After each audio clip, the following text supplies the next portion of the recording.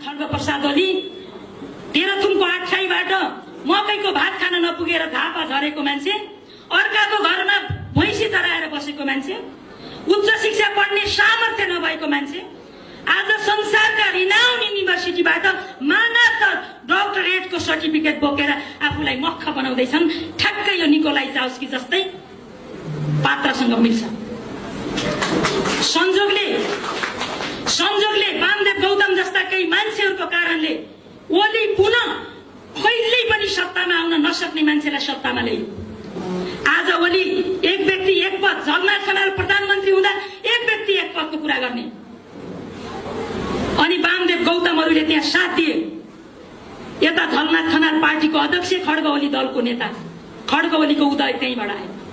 70 मा चुनाव भयो, 71 मा उहाँ पार्टी अध्यक्ष हुनुभयो। त्यसपछि दलको नेता, पार्टी अध्यक्ष, प्रधानमन्त्री, फेरि उहाँ बहुपद उहाँलाई। त्यो कुरा भन्दै आयो। त्यति मात्रै होइन, 74 मा चुनाव भयो। त्यो चुनावपछि पनि उहाँका छोरा चाकर सबै इन्चार्ज, मुख्यमन्त्री सबैले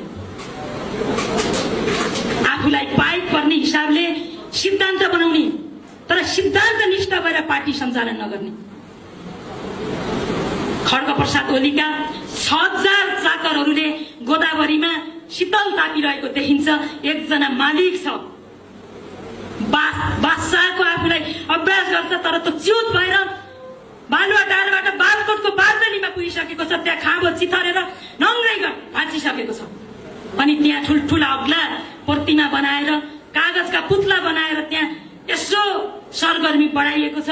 6000 चाकरहरूले स्तुति गान गएका छन्। विचार, सिद्धान्त, नीति, कार्यक्रम, देशको मार्ग निर्देशनका बारेमा विधान सम्मेलनमा कहीँ चर्चा छैन। चाकरहरूले ताली बजाएका छन्।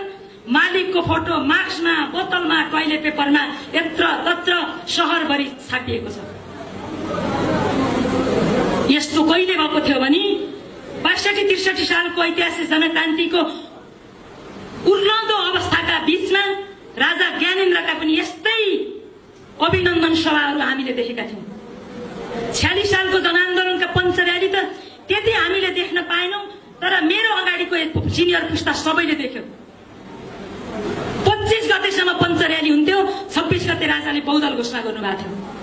त्यसकारण खड्गप्रसादको यी कुराहरू पनि अहिले दलाल पुँजीपतिसँग र राज्यको दोहन गरेको पैसा रोन्जेल चाकरहरूले त्यसको लोभमा ताली बजाउन्जेलसम्मको त्यो रुनको। उहाँले हामी छलफल गर्दा के भन्नुहुन्छ भन्दा, यो त नेतृत्वलाई यस्तो डिप स्टेट पनि थाहा छ यहाँ मान्छेलाई। डिप स्टेटले यस्तो घेराबन्दी गरेर भुमरीमा पारेर देशै विघटन गर्ने, विदेशी हस्तक्षेप निम्ताउने जे अवस्था सिर्जना गरेका छ, त्यसको लागि एकजना राष्ट्रवादी नेता उहाँले नजिते त देशै रहँदैन नि। उहाँले विकास पूर्वाधारमा नगरेको पनि छैन, एउटा विकासको भाष्य पनि उहाँले निर्माण गर्नुभएको छ। त्यसकारणले उहाँलाई नै जिताउनुपर्छ। उहाँलाई भोट नलिँदा त झापालीलाई एक प्रकारको हामीलाई त देशले ब्लेम गर्छ भन्ने टाइपको कुरा छ। आफ्नो जिम्मेवारी ठान्नु भएको छ मतदाताले।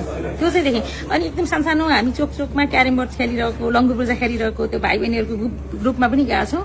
उहाँहरूले हाम्रो त भोट कार्ड छैन, तर बुवा आमाले त सूर्यमा भोट हाल्नुहुन्छ भन्ने खालकै जनमत पनि भेट्यौँ। त्यसले गर्दा झापालीलाई एउटा ब्लेम आउँछ भन्ने टाइपको छ। केपी ओलीलाई भोट दिएनौँ भने हामीलाई एउटा दोष आउने छ कि हामीले देशलाई विघटन गर्नेको पक्षमा हामी उभिएको, हामीलाई एउटा ब्लेम आरोप लाग्नेछ। त्यसकारण यो आरोप चाहिँ हामी खेप्न चाहन्नौँ, हामी भोट हाल्छौँ भन्ने खालको मत।